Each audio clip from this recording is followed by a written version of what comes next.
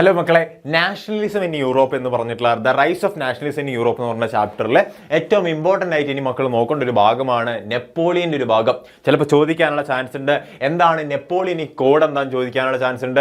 Napoleon എന്തൊക്കെയാണ് ഫ്രാൻസിൽ കൊണ്ടുവന്നിട്ടുള്ള മാറ്റങ്ങളെ പറ്റി ചോദിക്കാനുള്ള ചാൻസ് ഉണ്ട്.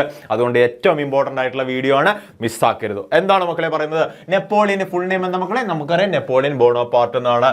Rule the French empire from 1799 to 1815 എന്നാ മക്കളെ 1799 1800 എന്ന് വേണമെങ്കിൽ പറയാം അല്ലെ. 1800 തൊട്ട് 1815 വാട്ടർലൂ യുദ്ധം വരെ വാട്ടർലൂവിൽ വെച്ചിട്ട് നെപ്പോളിയൻ പരാജയപ്പെടുകയാണ് ചെയ്യുന്നത്. ആരാണ്? ബ്രിട്ടനെ പോലുള്ള റഷ്യ പോലുള്ള സഖ്യശക്തികളുടെ മുന്നിൽ നിന്നാണ് നെപ്പോളിയൻ പരാജയപ്പെടുന്നുണ്ട്. 1815 അദ്ദേഹത്തിന്റെ റെയിൻ അവസാനിക്കുകയാണ് ചെയ്യുന്നത്. നോക്കിയേ, gain the absolute power in 1799 becoming the first console. French ചരിത്രത്തിന്റെ ഏറ്റവും അതിഭീകരമായിട്ടുള്ള ഒരു കണ്ടീഷനിൽ നിന്ന് നെപ്പോളിയൻ നെപ്പോളിയൻ അധികാരം പിടിച്ചെടുത്തിട്ട് 1799 എന്താണ് അദ്ദേഹം ആബ്സല്യൂട്ട് പവർ കോൺസെൻട്രേറ്റ് ചെയ്യാണ്. ഫ്രാൻസിന്റെ മെയിൻ ആയിട്ടുള്ള പവർ അദ്ദേഹം ഫസ്റ്റ് കോൺസോൾ ആയിട്ട് മാറുകയാണ് ചെയ്യുന്നത്. Civil code of 1804 Napoleon code എന്ന് പറഞ്ഞ കോഡ് അദ്ദേഹം ഫ്രാൻസിൽ കൊണ്ടുവരികയാണ് ചെയ്യുന്നത്. അങ്ങനെ കൊണ്ടുവന്നപ്പോൾ എന്താണ് മക്കളെ കോഡിൽ പറയുന്നത്?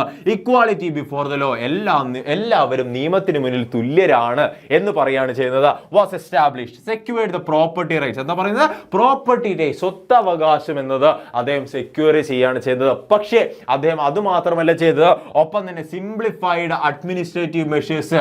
അന്നുണ്ടായിരുന്ന രാജഭരണം മൊണാർക്കിക്കലായിട്ടുള്ള ഒരുപാട് കോംപ്ലിക്കേഷൻ ഉണ്ടായിരുന്ന അഡ്മിനിസ്ട്രേറ്റീവ് മെഷേഴ്സിന് അദ്ദേഹം എന്ത് ചെയ്തു?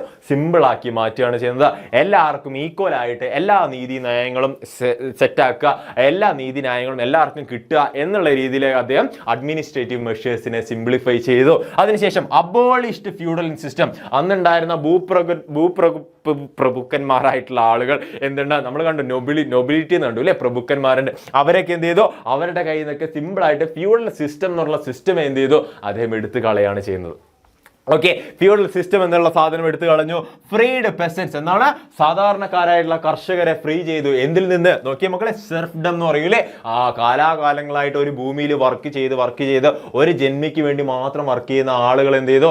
അദ്ദേഹം ഫ്രീ ആക്കി മാറ്റി. അതുപോലെ മെനോറിയൽ ഡ്യൂസ്, അവർക്ക് കൊടുക്കാനുള്ള, ജന്മികൾക്ക് കൊടുക്കാനുള്ള പൈസ, അതിൽ നിന്നൊക്കെ എന്ത് ചെയ്തു? സാധാരണ പെസൻസിനെ, കർഷകരെയും തൊഴിലാളികളൊക്കെ എന്ത് ചെയ്തു? അദ്ദേഹം ഫ്രീ ആക്കി. നല്ല മനുഷ്യനാണല്ലേ. നോക്കിയേ, പക്ഷേ ഒരു കാര്യമുണ്ട് മക്കളെ, ഒരു കാര്യം കൂടെ നന്മയുണ്ട്.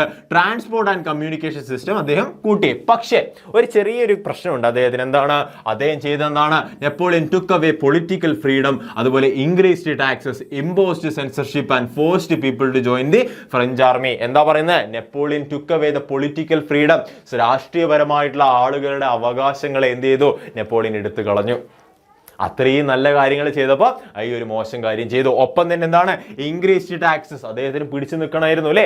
എന്താണ്? ടാക്സ് കൂട്ടിയാൽ മാത്രമേ റവന്യൂ വരുള്ളൂ എന്ന് അദ്ദേഹത്തിന് മനസ്സിലായി. അദ്ദേഹം എന്ത് ചെയ്തു? ടാക്സ് എന്ത് ചെയ്തു? 10 രൂപയിൽ നിന്ന് 100 രൂപയാക്കി മാറ്റി. ഒരു എക്സാമ്പിൾ പറഞ്ഞാണ്. നോക്കിയാൽ അന്നുണ്ടായിരുന്ന അത്രയും ടാക്സിൽ നിന്ന് പെട്ടെന്ന് അദ്ദേഹം എന്ത് ചെയ്തു? ഹൈക്ക് ചെയ്തു ടാക്സിനെ. നോക്കിയാൽ അത് സിമ്പിൾ ആണ്. അതുപോലെ ഇമ്പോസ്ഡ് സെൻസർഷിപ്പ്, കൃത്യമായിട്ടുള്ള പ്രസ് മീഡിയ, നമ്മൾ കണ്ടു പ്രിന്റിംഗ് കൾച്ചർ ഉണ്ടായ സമയത്ത്, പ്രിന്റിംഗ് മീഡിയയുടെ സ്പ്രെഡ് ഉണ്ടായ സമയത്ത് എന്ത് ചെയ്തു?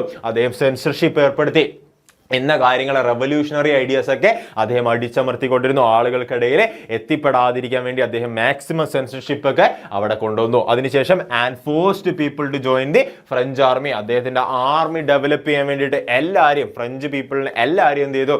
അദ്ദേഹം ആർമിയിൽ ചേരാൻ വേണ്ടിയിട്ടൊക്കെ ഫോഴ്സ്ഫുള്ളി എന്ത് ചെയ്തു? നിർബന്ധം, ഫോഴ്സ്ഫുള്ളി അദ്ദേഹം പറയാണ് നിങ്ങൾ ആർമിയിൽ ചേരണം എന്ന് പറയാണ്. അപ്പൊ ഇത്രയും നല്ല കാര്യങ്ങൾ ചെയ്തിട്ട് അവസാനം കൊണ്ടേ കലമുടച്ചു അല്ലെ നെപ്പോളിയൻ. നിങ്ങൾ ഈ ഭാഗത്ത് നിങ്ങൾ ശ്രദ്ധിക്കേണ്ട കാര്യങ്ങൾ എന്താണ്? നെപ്പോളിയൻ കോഡ് എന്ന് ചോദിക്കാനുള്ള ചാൻസ് ഉണ്ട്. നെപ്പോളിയൻ കൊണ്ടുവന്നിട്ടുള്ള മാറ്റങ്ങൾ എന്തൊക്കെയാണ് ചാൻസ് ഉണ്ട്. അപ്പൊ നിങ്ങൾ ഇത്രയും കാര്യങ്ങൾ ഈ ഭാഗത്ത് എഴുതി വെച്ചേ പറ്റുള്ളൂ. എന്നാൽ മാത്രമേ നിങ്ങൾക്ക് മാർക്ക് കിട്ടുള്ളൂ. ഓക്കെ ആണല്ലോ? സെറ്റ് ആണല്ലോ? നിങ്ങൾ നന്നായിട്ട് പഠിക്കുക, അടിപൊളിയാക്കുക.